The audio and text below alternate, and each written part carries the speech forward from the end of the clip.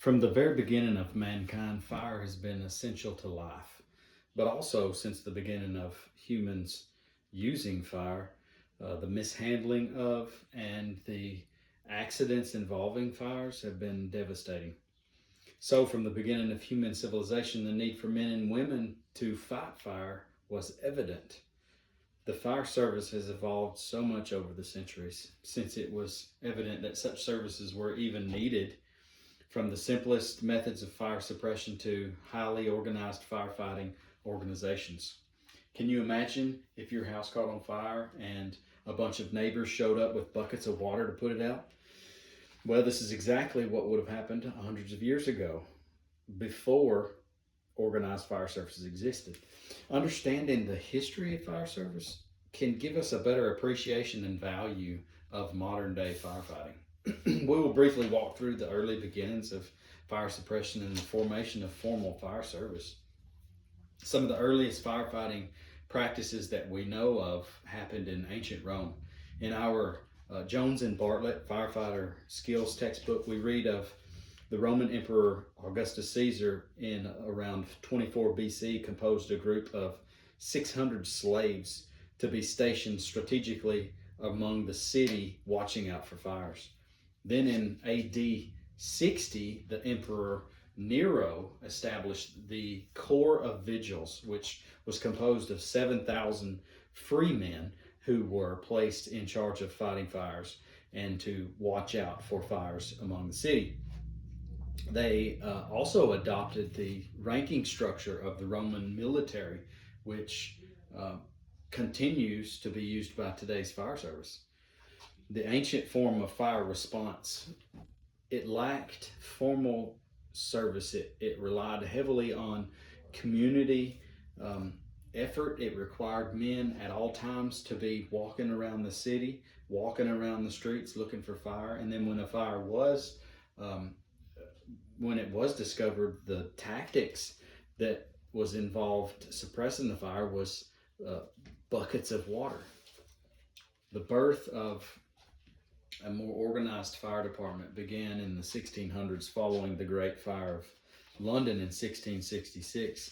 A man by the name of Kieran Mulvaney, who wrote articles for the History Channel, writes, the Great Fire of London led to the development of fire pumps and the establishment of the first fire insurance company.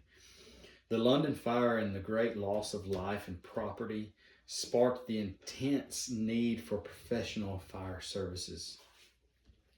The history of firefighting origins in our country can be somewhat attributed to one of America's founding fathers, Benjamin Franklin. Paul Hashigan, who is a fire service historian, writes that Ben Franklin founded the Union Fire Company in Philadelphia in 1736, and this became the standard for the volunteer fire organization in America. Once again, many times the reason for better development and the reason for better organization comes about because of the loss of life or a disaster or a tragedy. In 1871, two major fires dramatically changed the development of the fire service, and it brought about the enforcement of fire codes. These were the Great Chicago Fire and the fire in Peshtigo, Wisconsin. After these fires, strict building codes and fire codes were enacted in America and strictly enforced.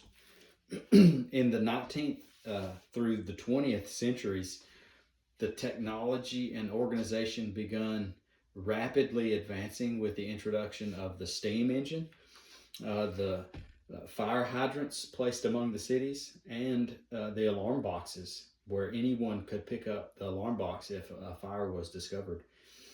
And then come the transition of mostly volunteer departments to paid personnel, paid career personnel in the bigger cities. And many people don't know this about the Dalmatian dog breed, why it's associated so much with the fire service. In the days where they had steam-powered engines pulled by horses, the firefighters would have Dalmatians run alongside the horses, nipping at their heels to make them run faster. In the modern fire service today, we have highly advanced equipment. We have sophisticated 2,000 gallon per minute pumps, mounted on diesel trucks.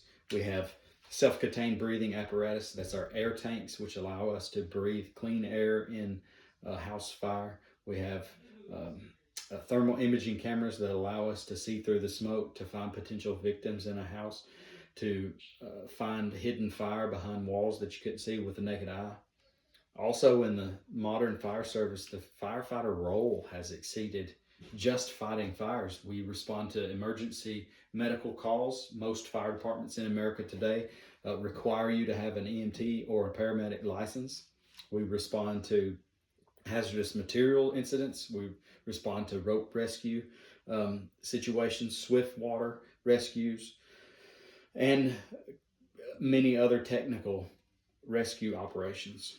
So from ancient fire bucket brigades to high-tech responders, the fire service is a long history that reflects the growing need of the society that we live in.